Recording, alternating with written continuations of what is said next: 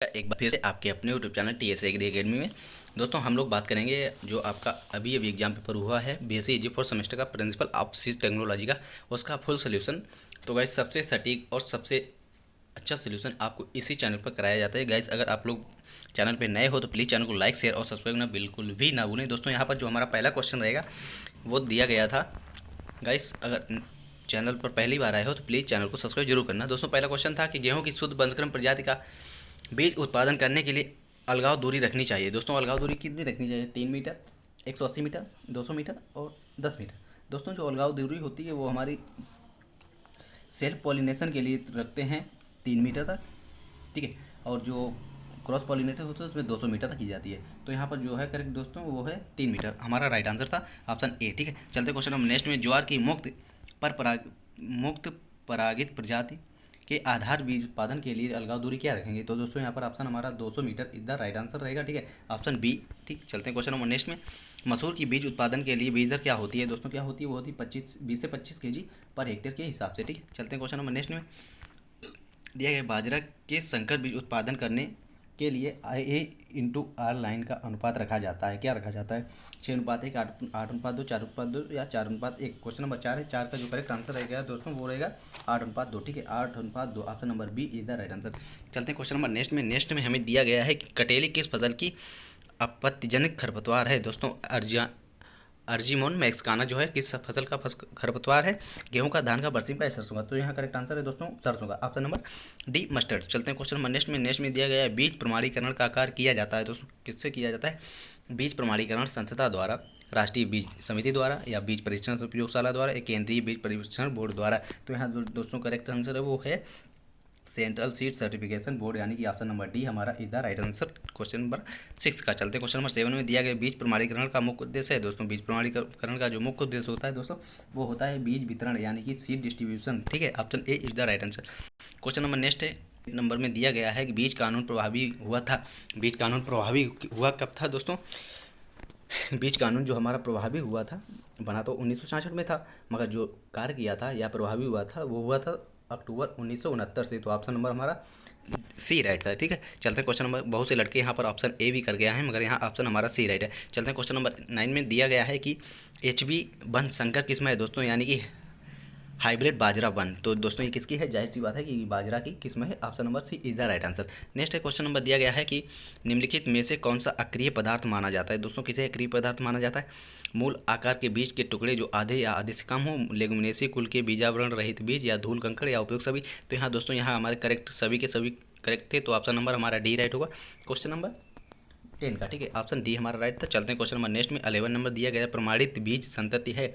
प्रमाणित बीज संतति कौन सी है दोस्तों? आधार बीज की, नपकीय बीज की, प्रजनक बीज की, या उपयुक्त में से कोई नहीं। तो यहाँ करेक्ट आंसर है दोस्तों वो है क्वेश्चन नंबर 11 है। 11 का करेक्ट आंसर जो हमारा रहेगा वो होगा ऑप्शन ए, यानी कि फाउंडेशन सीड की, ठीक है। चलते क्वेश्चन नंबर नेक्स्ट में दिया गया है कि राष्ट्रीय बीज निगम की स्थापना हुई, NSC की स्थापना कब हुई दोस्तों? नेशनल सीड कॉर्पोरेशन की स्थापना हुई दोस्तों, वो हुई 1963, 1988, 1951, 1978। तो करेक्ट आंसर ऑप्शन नंबर ए रहेगा 1963 में, ठीक है। क्वेश्चन नंबर नेक्स्ट होगा गाइस, क्वेश्चन नंबर 13 नंबर, दिया गया है कि निम्नलिखित में से किसमें संकर बीज उत्पादन करने के लिए 2 लाइन विधि का उपयोग किया जाता है? किसमें किया जाता है? गेहूं में, धान में, गेहूं में, मक्का में, धान में, ज्वार में। तो करेक्ट आंसर क्या रहेगा दोस्तों? क्वेश्चन नंबर 13 का ऑप्शन नंबर सी हमारा राइट रहेगा, यानी कि राइस में, ठीक है, राइस यानी धान। चलते हैं क्वेश्चन नंबर नेक्स्ट में, दिया गया 14 नंबर कि गेहूं का बीज उत्पादन करने के लिए संयुक्त बीज दर होती है दोस्तों कितनी होती है? 100 से 120 किलोग्राम, 80 से 85 से 100, 120 से 40 या 140 से 50। तो यहाँ करेक्ट आंसर जो है दोस्तों वो है हमारा 80 से 100 किलोग्राम, ठीक है, 85 से 100 किलोग्राम, यानी कि ऑप्शन नंबर हमारा ए इज द राइट आंसर है, सॉरी बी, ऑप्शन बी हमारा राइट है 85 से 100। चलते क्वेश्चन नंबर नेक्स्ट में, दिया गया निम्नलिखित में से किस वर्ग के बीज को भारत में नहीं उगाया जाता है? दोस्तों किस बीज को भारत में नहीं उगाया जाता है? ब्रीडर, फाउंडेशन, रजिस्टर या सर्टिफाइड। क्वेश्चन नंबर 15 है, 15 का करेक्ट आंसर जो है दोस्तों वो है ऑप्शन नंबर सी, यानी कि रजिस्टर सीड को भारत में नहीं उगाया जाता है। चलते हैं क्वेश्चन नंबर नेक्स्ट में दिया गया है वनस्पतिक विज्ञान की दृष्टि से बीज है दोस्तों, वनस्पतिक विज्ञान की दृष्टि से बीज है क्या? एक भ्रूण जो परिपक्व बीजांड, यानी कि परिपक्व बीजांड, रेपिनेट ओव्यूल, ठीक है, option number B is the right answer. चलते हैं क्वेश्चन नंबर नेक्स्ट में, 17 में दिया गया निम्नलिखित में से कौन से बीज के भाग हैं? बीज के भाग कौन से हैं दोस्तों? बीजावरण, आंतरिक झिल्ली, बीजपत्र या सभी। तो करेक्ट आंसर यहाँ हमारा ऑप्शन नंबर डी होगा, ये सभी के सभी बीज के ही भाग है। चलते हैं क्वेश्चन नंबर नेक्स्ट में, 18 में दिया गया है निम्नलिखित में से कौन सा द्विबीजपत्री बहुपोषी बीज है दोस्तों? कौन सा द्विबीजपत्री बीज है? मटर, गेहूँ, प्याज या अरहर? तो यहाँ करेक्ट आंसर दोस्तों है पी। पी हमारा जो है वो द्विबीजपत्री बीज है। चलते हैं क्वेश्चन नंबर 19 में दिया गया है एक बीजपत्री बीजों में बीजपत्र की संतुल संरचना है दोस्तों, कौन सी है? वो है scutellum. Option number A scutellum. Option number A is the right answer. चलते हैं क्वेश्चन नंबर 20 में दिया गया निम्नलिखित प्रजाति का वह का अनुवांशिक कारण है दोस्तों, क्या कारण है? क्वेश्चन नंबर 20 का जो करेक्ट आंसर है वो हमारा है ऑप्शन नंबर सी, यानी कि कृत्रिम संकरण, तो नेचुरल क्रॉसिंग। चलते हैं क्वेश्चन नंबर नेक्स्ट में दिया गया है क्वेश्चन नंबर 21 में दिया गया है कृत्रिम संकरण कृत्रिम संकरण अनुवांशिक संदूषक एवं प्रजातीय ह्रास का मुख्य स्रोत है दोस्तों, कौन सा है? तो यहाँ पर जो ए और बी हमारे दोनों ऑप्शन राइट हैं, स्वपरागित और परपरागित, तो option number C is the right answer. चलते क्वेश्चन नंबर नेक्स्ट में 22 दिया गया है बीज उत्पादन के दौरान अलगाव दूरी से हम संरक्षित करते हैं, क्या संरक्षित करते हैं दोस्तों? वो करते हैं जेनेटिक प्योरिटी, यानी option A option number C genetic purity, option C is the right answer. चलते हैं क्वेश्चन नंबर नेक्स्ट में दिया गया है किस प्रजाति की आनुवंशिक शुद्धता की जांच करने के लिए खेत स्तर पर कौन सा परीक्षण किया जाता है दोस्तों? किया जाता है ग्रो आउट टेस्ट, ठीक है, ग्रो आउट टेस्ट किया जाता है, option number D is the right answer. चलते हैं क्वेश्चन नंबर नेक्स्ट में 24 दिया गया है दोस्तों। 24 निम्नलिखित में से कौन सा गुणतापूर्ण बीज है? कौन सा गुणतापूर्ण बीज है? प्रजनक बीज, आधार बीज,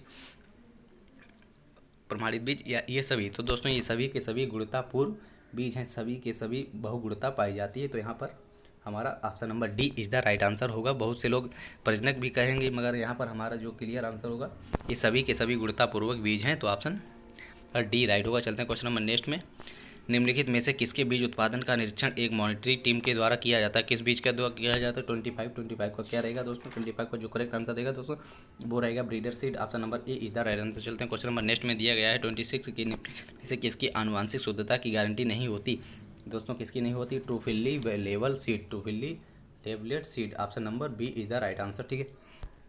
चलते हैं क्वेश्चन नंबर नेक्स्ट में दिया गया 27 दिया मक्का की फसल के एक बीज ढेर का आकार क्या होता है दोस्तों? क्या होता है? वो होता है 10,000 किलोग्राम, 20,000 किलोग्राम, 40,000 किलोग्राम या 5,000 किलोग्राम। तो यहाँ करेक्ट आंसर दोस्तों 40,000 किलोग्राम है, ठीक है। चलते हैं क्वेश्चन नंबर नेक्स्ट में दिया गया है कि सभी गुणतापूर्ण परीक्षण किए जाते हैं दोस्तों, किस पे किए जाते हैं? प्राइमरी सैंपल पर, कंपोजिट सैंपल पर, ऑफिशियल सैंपल पर या वर्किंग सैंपल? तो करेक्ट आंसर दोस्तों हमारा रहेगा कारीगरी नमूना, यानी कि वर्किंग सैंपल पर, तो option D is the right answer. चलते क्वेश्चन नंबर 29 में दिया गया है वह टूटे हुए बीज जिनका आकार आधे से अधिक होता है माना जाता है, क्या माना जाता है दोस्तों? Inert matter, pure seed, other seed या नॉन ऑफ एवर? तो करेक्ट आंसर रहेगा दोस्तों वो रहेगा pure seed, option number B is the right answer.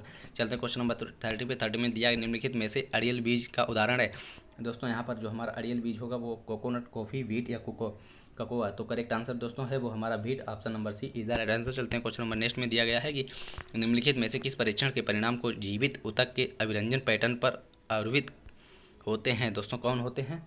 तो क्वेश्चन नंबर जो हमारा 31 है, 31 का जो करेक्ट आंसर रहेगा दोस्तों वो हमारा रहेगा जीवन क्षमता परीक्षण, यानी कि option number D is the right answer, viability test, ठीक है। चलते हैं क्वेश्चन नंबर 32 में हमें दिया गया था निम्नलिखित किसी उन्नतशील प्रजाति के आरंभिक मुट्ठी भर बीज को क्या कहा जाता है दोस्तों? जो प्रारंभिक बीज होता है उसे क्या कहा जाता है? उसे कहते हैं न्यूक्लिक सीड, ठीक है, न्यूक्लिक सीड यानी कि नाभिकीय बीज कहते हैं। चलते हैं क्वेश्चन नंबर नेक्स्ट में 33 में दिया गया था कि एक बीजपत्री में भंडारण अंग होता है, क्या होता है दोस्तों? वो होता है साइक्लियोडोन्स, यानी कि बीजपत्र, ठीक है, बीजपत्र, option number C is the right answer रहेगा 33 का। चलते हैं कि डोकेज क्या है? डोकेज जो होता है दोस्तों, डोकेज होता है अक्रिय पदार्थ प्लस शुद्ध बीज, केवल अक्रिय पदार्थ, केवल, तथा ऑप्शन सी है कि अक्रिय पदार्थ अन्य बीज तथा उपयुक्त सभी। तो यहाँ करेक्ट आंसर जो रहेगा वो होगा अक्रिय पदार्थ, केवल अक्रिय पदार्थ प्लस अन्य बीज को हम लोग डोकेज कहते हैं, ठीक है। नेक्स्ट होगा कि वह बीज जिनको दबाने पर मुलायम प्रतीत होते हैं तथा गंदा पानी छोड़ते हैं कहलाते हैं, क्या कहलाते हैं दोस्तों? वो कहलाते हैं dead seed, option number D is the right answer, dead seed, ठीक है। चलते हैं क्वेश्चन नंबर नेक्स्ट में 36 नंबर में हमें दिया गया था दोस्तों, ये सीरीज हमारे पास डी थी। क्वेश्चन नंबर 36 है कि जब बी लाइन का पौधा मादा पंक्ति में पाया जाता है तब इसे कहा जाता है, क्या कहा जाता है दोस्तों? पोलन सेडर, रोग्यू, पूर्व स्थापक लाइन या उपयुक्त में से कोई नहीं। क्वेश्चन नंबर 36 है, 36 का जो करेक्ट आंसर है दोस्तों वो है ऑप्शन नंबर ए पोलन सेडर, पोलन सेडर। ठीक है, चलते हैं क्वेश्चन नंबर नेक्स्ट में दिया गया है कि डिटेसलिंग संबंधित है, किससे संबंधित है, ज्वार, मैज, बाजरा या पिजन पी। तो करेक्ट आंसर दोस्तों है वो हमारा maize, option number B is the right answer. चलते हैं क्वेश्चन नंबर 38 में गाइस दिया गया है कि बीज के ह्रास की दर जैसे जैसे बढ़ती है बीज में नमी की मात्रा क्या होती है दोस्तों, वो डिक्रीज होती है यानी कि घटती है। तो ऑप्शन नंबर ए होगा हमारा राइट आंसर 38 का। चलते हैं क्वेश्चन नंबर 39 में, निम्नलिखित में से कौन भंडारण के समय बीज के आयु काल को प्रभावित करता है दोस्तों, कौन प्रभावित करता है, बीज का आकार, नमी की मात्रा, अपेक्षित आर्द्रता, ताप या उपयुक्त सभी। तो यहाँ करेक्ट आंसर दोस्तों रहेगा वो वाला फेवर रहेगा, यानी कि ऑप्शन नंबर डी हमारा रहेगा राइट आंसर, सभी के सभी प्रभावित करते हैं। चलते हैं क्वेश्चन नंबर नेक्स्ट में 40 नंबर दिया गया है, वह रसायन जो संक्रमण होने पर पूर्व आयोग किए जाते हैं कहलाते हैं दोस्तों, क्या कहलाते हैं, उन्हें कहलाते हैं प्रोटेक्ट यानी कि रक्षक, रक्षक कहलाते हैं। Option number A is the right answer. चलते हैं क्वेश्चन नंबर नेक्स्ट में, केंद्रीय बीज परीक्षण प्रयोगशाला स्थित है दोस्तों, कहाँ स्थित है, वो हमारी कहाँ स्थित, लखनऊ, चेन्नई, दिल्ली या कोलकाता। तो करेक्ट आंसर 41 का रहेगा वो ऑप्शन नंबर सी रहेगा, option C is the right answer, यानी कि न्यू दिल्ली में। ठीक है, चलते हैं क्वेश्चन नंबर नेक्स्ट में 42 दिया गया है, निम्नलिखित में से कौन सा बीज उत्पादन के लिए पब्लिक सेक्टर संगठन नहीं है दोस्तों, कौन सा है, वो है हमारा एनएससी यानी कि नेशनल सीड कॉर्पोरेशन। तो ऑप्शन नंबर ए होगा 42 का। चलते हैं क्वेश्चन नंबर नेक्स्ट में दिया गया 43 की किसी फसल की किसी प्रजाति का वह बीज जिसका उपयोग तब करते हैं जब वह प्रजाति पूर्ण रूप से नष्ट हो जाती है कहलाती है, क्या कहलाती है दोस्तों, कैरी ओवर सीड। तो उसका जो करेक्ट आंसर रहेगा वो होगा कैरी ओवर सीड। ठीक है गाइस, कैरी ओवर सीड। इसके बाद चलते हैं क्वेश्चन नंबर नेक्स्ट में जो दिया गया था 44, निम्नलिखित में से कौन सा बीज संसाधन का भाग नहीं है, कौन सा बीज संसाधन का भाग नहीं है, बीज का सुखाई, बीज की सफाई तथा अपग्रेडिंग, बीज उपचार या बीज उत्पादन। तो करेक्ट आंसर रहेगा दोस्तों वो सीड प्रोडक्शन, यानी कि option number D, option number D seed production. ठीक है, चलते हैं क्वेश्चन नंबर नेक्स्ट में 45 दिया गया, नीले रंग का टैग किसके ऊपर लगा होता है दोस्तों, किस पे, ब्रीडर पे, फाउंडेशन पे, सर्टिफाइड पे या रजिस्टर पे। तो करेक्ट आंसर होगा दोस्तों वो प्रमाणित यानी कि सर्टिफाइड सीड पर ब्लू रंग का टैग लगा होता है। इसका नेक्स्ट क्वेश्चन देखते हैं, नेक्स्ट में दिया गया निम्नलिखित में से कौन सी लाइन नरबंधता को संरक्षित करती है दोस्तों, कौन सी लाइन नरबंधता को संरक्षित करती है, वो हमारी बी लाइन नरबंधता को संरक्षित करती है, तो यानी कि ऑप्शन नंबर हमारा बी राइट होगा, ऑप्शन नंबर बी राइट होगा। चलते हैं क्वेश्चन नंबर नेक्स्ट में दिया गया है, निम्नलिखित में से कौन सी आइसोजेनिक लाइन है दोस्तों, कौन सी आइसोजेनिक लाइन होती है, तो ए इंटू आर लाइन, ए एवं आर लाइन, बी एवं आर लाइन और ए एवं बी लाइन या नॉन ऑफ दीज। तो करेक्ट आंसर है दोस्तों ऑप्शन नंबर बी और आर लाइन जो है ये आइसोजेनिक लाइन है। ठीक है, नेक्स्ट चलते हैं क्वेश्चन नंबर नेक्स्ट में, ए इंटू आर संक्रमण जो बीज प्राप्त होता है कहलाता है दोस्तों, क्या कहलाता है, ए इंटू आर के संस्करण से। 48 का करेक्ट आंसर हमारा क्या रहेगा, वो रहेगा नपकीय बीज यानी कि न्यूक्लिक सीड। ठीक है, न्यूक्लिक सीड। चलते हैं क्वेश्चन नंबर नेक्स्ट में दिया गया है कि मक्का के दो संकर विकसित करने के लिए कितनी अंतः प्रजात लाइनों की आवश्यकता होती है दोस्तों, 2, 3, 6, 4। करेक्ट आंसर हमारा रहेगा वो ऑप्शन नंबर डी यानी कि 4 लाइनों की आवश्यकता होती है। तो क्वेश्चन नंबर 49 का करेक्ट आंसर जो था दोस्तों वो था 4। ठीक है, यानी कि ऑप्शन डी।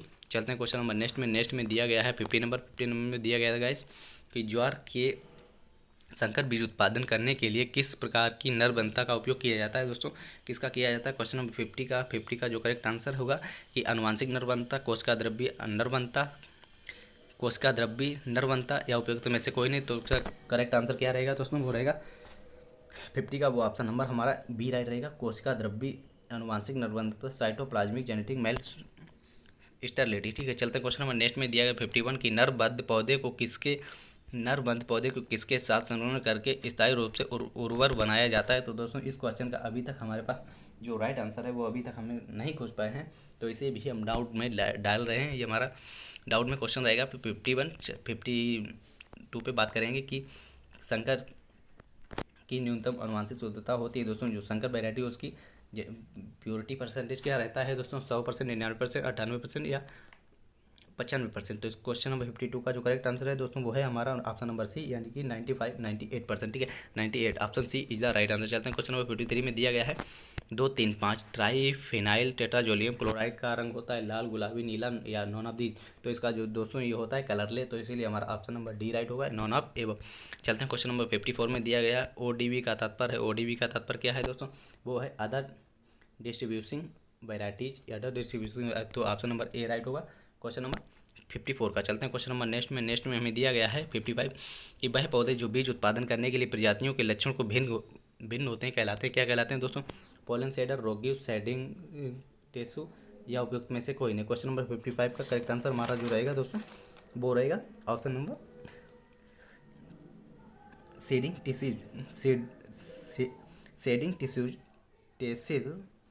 टेसल यानी कि ऑप्शन नंबर हमारा सी राइट रहेगा यहाँ पर। चलते हैं क्वेश्चन नंबर नेक्स्ट में जो दिया गया है गाइस वो है सीड पैटेंट एवं पोलन पैटेंट के साथ पुष्पन होने की प्रक्रिया कहलाती है। क्या कहलाती है दोस्तों? निपिंग, निकिंग, प्राइमिंग या क्यूरिंग। तो इसका जो करेक्ट आंसर रहेगा दोस्तों वो रहेगा निकिंग, यानी कि option number V is the right answer 56 का। चलते हैं क्वेश्चन नंबर नेक्स्ट में। दिया निम्नलिखित में से किसको सीड पैटेंट भी कहा जाता है? दोस्तों सीड पैटेंट से कहा जाता है। दोस्तों ये क्वेश्चन भी हमारा डाउट में है, इसका भी क्लियर आंसर जो है हम लोग नहीं खोज पाए हैं, तो इस क्वेश्चन को भी हम डाउट में रख रहे हैं। नेक्स्ट क्वेश्चन रहेगा 58। दिया गया है सामान्यतः बीज उत्पादन करने के लिए बीज दर व्यावसायिक फसल उत्पादन करने के लिए बीज दर उत्पादन करने की दर से होती है, कम होती है, अधिक होती है, समान होती है या कोई फर्क नहीं पड़ता। तो यहाँ जो 58 का करेक्ट आंसर रहेगा दोस्तों वो होगा कम, यानी कि option number A is the right answer.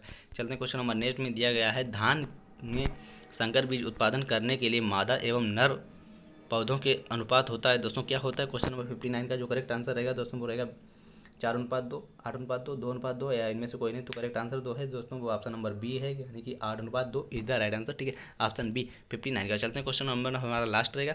Guys अगर आपको वीडियो पसंद आई हो, क्लास पसंद आई हो, तो प्लीज़ चैनल को सब्सक्राइब करना बिल्कुल भी ना भूलें। और हम लोग इसके बाद मिलेंगे किसी एक नए वीडियो में। गाइस सबसे पहले इसी चैनल पर आपका सबसे अच्छा और सबसे सटीक सोल्यूशन इसी चैनल पर कराया जाता है, तो आप लोग चैनल को सब्सक्राइब जरूर कर लें। हमारा जो लास्ट क्वेश्चन है कि धान में रोगिंग करनी चाहिए दोस्तों, धान की रोगिंग करनी चाहिए, कब करनी चाहिए? वो पुष्पन से पहले, यानी कि पीरियर पीरियर टू फ्लावरिंग, यानी कि पुष्पन से पहले करनी चाहिए। ठीक है, तो गाइस हम लोग मिलेंगे एक नेक्स्ट वीडियो में। यहाँ हमारा ये ऑप्शन था, राइट था, क्वेश्चन नंबर 60 का। और तब तक के लिए आप लोग हमें दें इजाज़त, और प्लीज़ चैनल को सब्सक्राइब जरूर करें। तब तक के लिए हम मिलेंगे एक नेक्स्ट वीडियो में। Okay guys, thanks for watching.